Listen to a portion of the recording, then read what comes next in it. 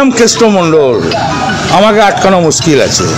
আমি মায়ের দুধ খেয়ে মানুষ। 2 বছরের জেল খাটা আসামি, বাপ বেটি দুজনে এই জেল খাটা আসামি, এরা এই তকমাটা তুলতে 7 পুরুষ লেগে যাবে অনুব্রত মণ্ডলের। কারণ অনুব্রত মণ্ডল মরে গেলে তখন তার নাতিপুতি যদি থাকে, ওই তোর দাদু জেল খাটা আসামি গরু পাচারের ক্ষেত্রে তিহার জেলে, এই বদনামটা ঢুকতে পারবে না, এই বদনামটা মুছতে পারবে না। আর একটা কথা বলে দিচ্ছি, নোট করো, ফিরে দেখি, লোয়ার কোর্টে জামিন দিয়েছে, এখনো হাইকোর্ট সুপ্রিম কোর্ট বাদ আছে। যদি সিবিআই যারা তদন্ত করছে তারা যদি মনে করে আবার ঢুকিয়ে দেবে। আর 10 লক্ষ টাকা বেল বন্ড পেয়েছে, ফোনটা তাকে জমা দিতে হবে। আর যারা বলছে বাঘ, জেলখানা হচ্ছে সংশোধনাগার, অর্থাৎ যারা জেলে ঢোকে সংশোধন হয়ে আসে। আজকে অনুব্রত মণ্ডল যাকে বাঘ বলছো, সেই বাঘ পাঁটির বাচ্চা না হয়ে না বীরভূমে ঢোকে। যে আমাদের রাজ্যের নগর উন্নয়ন মন্ত্রী ফিরহাদ হাকিম মহাশয় বলছেন যে বাঘকে বেশি দিন খাঁচায় রাখা যাবে না, বাঘ নিজের বাসায়। আমি বলেছিলাম বীরভূমের বাঘ খাঁচায় আটকে বেশি দিন রাখা যাবে না। দেখুন, এই ফিরহাদ হাকিমও জেল খাটা আসামি, একজন জেল খাটা আসামি আর একজন জেল খাটা আসামি। তবে বাঘ, ভাল্লুক, সিংহ এসব কিছু জানি না, শুধু এইটুকু জানি 2 বছরের গরু পাচারকারীর জেল খাটা আসামি অনুব্রত মণ্ডল এবং অনুব্রতর আইবুড়ো মেয়ে। তাই बाप पापा कहता है बेटा मेरा नाम करेगा, तब पापा অনুব্রত মণ্ডল এমন নাম করেছে যে বিটি পর্যন্ত জেল খাটছে, অর্থাৎ বাপের পাপ মেয়ের গায়ে লেগে গেছে। আমরা দেখেছি আজকের আরজিকর কাণ্ডের বিভিন্ন জায়গায় প্রতিবাদ করছে, সেই জায়গায় রাজ্য সরকার চেয়েছিলেন যে তাড়াতাড়ি হোক এই মামলাটা, কিন্তু আজকে হঠাৎ দেখলাম রাজ্য সরকার সুপ্রিম কোর্টে আবেদন করলেন যে 27 তারিখে যে রায়টা ছিল সেটা পরবর্তী আবার 30 তারিখ হয়ে গেছে। কী বলবেন? দেখুন, এই মমতা ব্যানার্জি, এই অভিষেক ব্যানার্জি কি বলেছিল?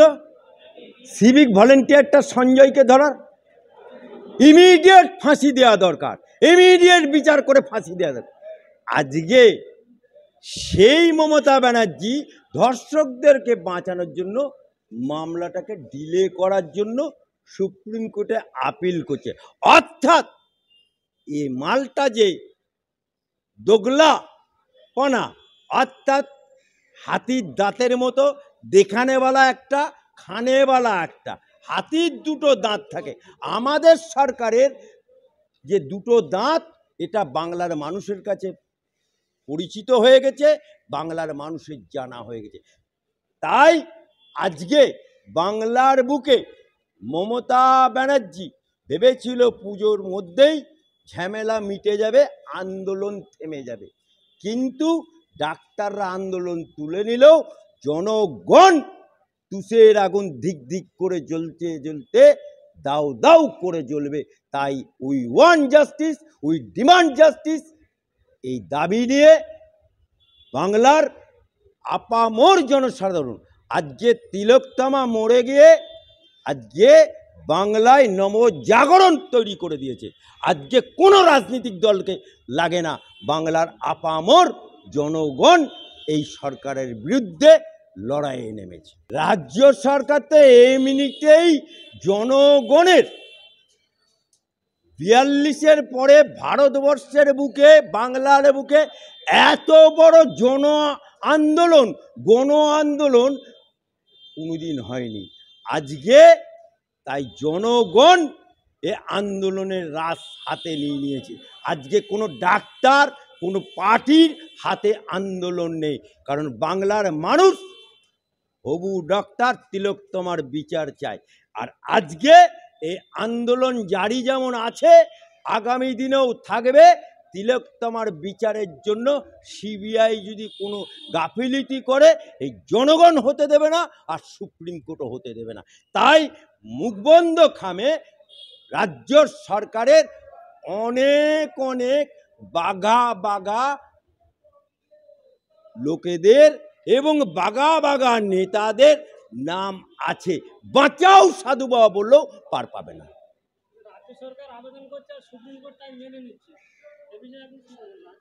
দেখুন, রাজ্য সরকার অ্যাপ্লাই করছে, কপিল সিব্বলের মতো লোকেরা, তার বিভিন্ন নেতা মানে উকিলরা লক্ষ লক্ষ টাকার বিনিময়ে কেস লড়ছে।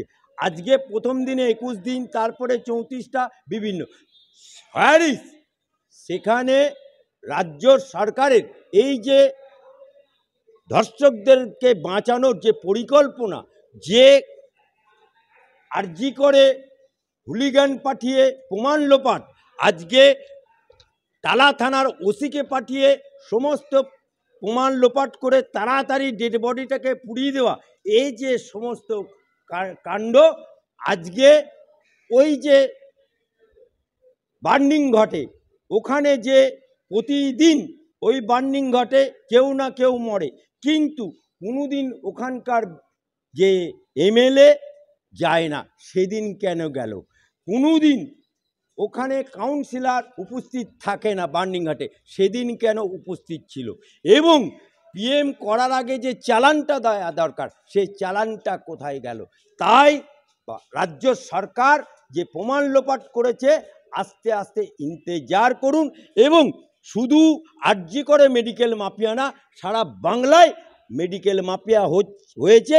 তার জন্যই রোগী কল্যাণ সমিতির সভাপতি পশ্চিমবাংলার এবং শ্রীরামপুরের এমএলএ ডাক্তার সুদীপ্ত রায়ের বাড়িতে ইডি সিবিআই আগমন হয়েছে। এবং আগামী দিনে খালি ইন্তেজার করুন। মোষগুলো বলি হবে, কিন্তু পাঁঠাগুলো আগে বলি হচ্ছে, এরপরে কালীঘাটের মোষটাও বলি হবে। আজকে ভারতবর্ষে যে কালচারটাকে নষ্ট করছে যারা, তারা কি জেহাদি নয়? আপনারা যে একটা পার্টিকুলার ধর্মের ক্ষেত্রে জেহাদি কথাটা হয়তো দাগিয়ে দেন, জেহাদিদের কোনো ধর্ম হয় না, ঠিক আছে? তো অবশ্যই আপনারা এটা নিয়ে ভাবুন যে এরা কারা, যারা আমাদের কাপড় বদলে দিল, যারা আমাদের ভাষা বদলে দিল, যারা আমাদের আল্লাহ ভগবান এদেরকে ত্যাগ করিয়ে মাই লর্ড বলাতে শুধু শেখালো, বারবার বারবার রিপিটেডলি আমাদেরকে লর্ডশিপ বলে ভিক্ষা করতে হয় যাদের কাছে। এই ভিক্ষা নীতি তো আমাদের ইংরেজদের থেকেই শেখা। ইংরেজরাই তো বলতো, bloody Indians you are at my foot, তুমি আমার কাছে ভিক্ষা করো। বুটের বাড়ি মেরে, জুতো মেরে, আজকে ইংরেজরা গুলি মেরে হাহা করে হাসতো। কি হচ্ছে সেখানে? এই যে আমাদের সংবিধানের যে বিচার ব্যবস্থার রিফর্মস যদি আপনি না করেন, কোনো অপরাধীকে ভয় দেখাতে পারবেন না। যতই আইন আনুন, ভারতীয় ন্যায় সংহিতাতেও বলা আছে যে তাকে ফাঁসি দিতে হবে।